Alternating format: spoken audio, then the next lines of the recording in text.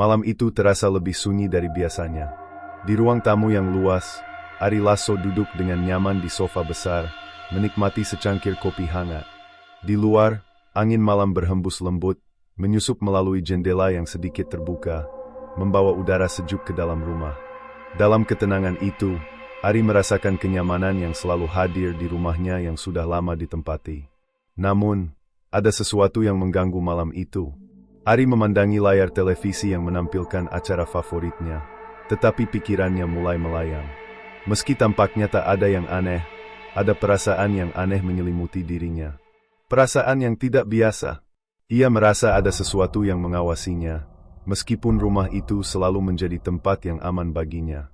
Tak ada suara selain alunan musik latar dari TV yang ia nyalakan.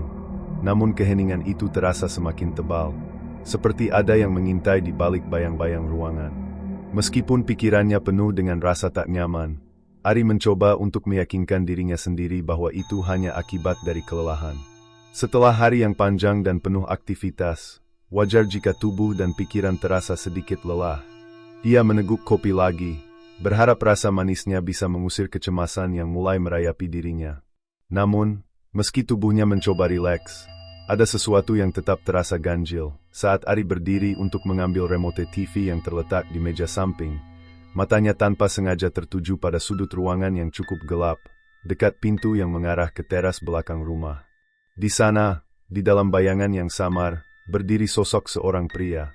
Ari berhenti sejenak, merasa ada yang tak beres. Sosok pria itu tampak seperti salah satu kru rumahnya, seorang pria yang sering datang membantu pekerjaan rumah tangga. Namun, ada yang berbeda. Pria itu tidak bergerak, hanya berdiri di sana dengan pandangan kosong. Ari merasa terkejut, tetapi ia berusaha untuk berpikir rasional.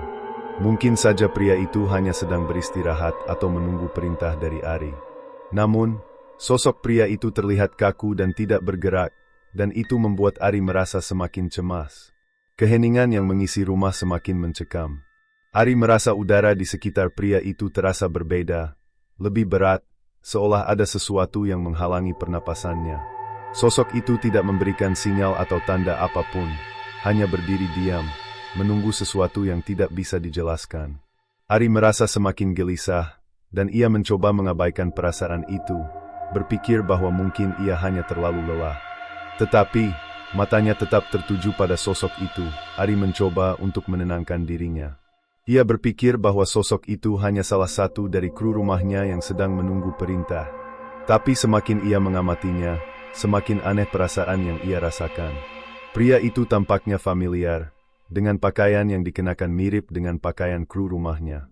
Rambutnya yang agak panjang, dan penampilan yang tak asing bagi Ari, membuatnya merasa lebih bingung. Sosok tersebut berdiri diam, seperti menunggu sesuatu yang tidak dapat diketahui. Namun, saat Ari memandang lebih dalam, ada sesuatu yang terasa tidak wajar. Tidak hanya diam, tetapi pria itu juga tampak tidak menyapa. Biasanya, kru rumahnya akan tersenyum atau menyapa, tetapi sosok ini hanya berdiri, tanpa menunjukkan ekspresi apapun. Ari merasa aneh dan semakin tidak nyaman. Ia berusaha mengingat kembali kapan terakhir kali pria itu datang, tetapi semuanya terasa kabur. "Apakah kamu membutuhkan sesuatu?" tanya Ari, berusaha untuk berinteraksi dengan sosok itu. Namun, tidak ada jawaban. Tak ada gerakan sama sekali. Sosok itu tetap diam, seperti tidak mendengar. Ari merasa cemas, ada rasa yang sangat tidak biasa menyelimuti dirinya. Tidak ada suara, tidak ada gerakan, hanya keheningan yang semakin mendalam. Ari memutuskan untuk bergerak lebih dekat, mencoba berbicara sekali lagi, kali ini dengan sedikit lebih keras. "Apakah kamu baik-baik saja?" tanyanya, berharap sosok itu akan menanggapi. Namun, seperti sebelumnya, pria itu tetap tidak bergerak, tidak memberi respons. Ari merasa tubuhnya mulai kaku, dan jantungnya berdebar lebih kencang. Suasana menjadi semakin tegang, dan ia tidak tahu harus berbuat apa. Sosok itu tampak begitu nyata, seperti seseorang yang benar-benar hadir di hadapannya. Tetapi mengapa ia tidak merespons? Mengapa pria itu berdiri begitu kaku, seperti benda mati? Ari merasa ada yang sangat aneh dengan kejadian ini. Ia semakin mendekat, mencoba untuk memastikan apakah pria itu hanya berpura-pura atau apakah ada sesuatu yang lebih misterius di balik semua ini. "Apa kamu mendengar aku?" Ari bertanya dengan suara yang sedikit bergetar. Namun, tidak ada jawaban.